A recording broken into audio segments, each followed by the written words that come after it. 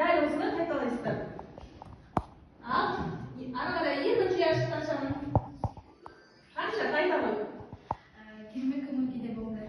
Керемет көңіл күйде болыңыздар дейді. Ал ары қарай алман деп сөйлей қойыңыз. Айтамыз бүгін адамгершілік қандай тілек айтамыз?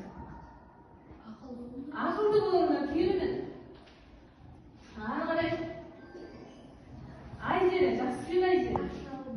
Ақшалы болыңдар, бай болыңдар, қуатты болыңдар дейді. Сабақ барысында сіздер ішінде топтан топқа сайлап, әр жауап берген оқушыға стикер, яғни смайликтерді жақсылып отырасыздар.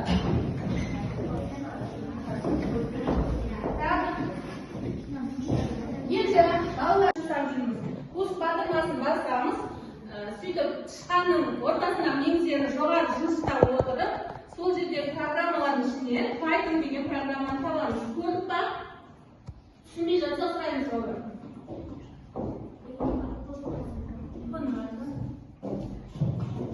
Мына берілген мәтіннің жауабын дәл мынандай ала аламыз. Ол үшін рунды басамыз.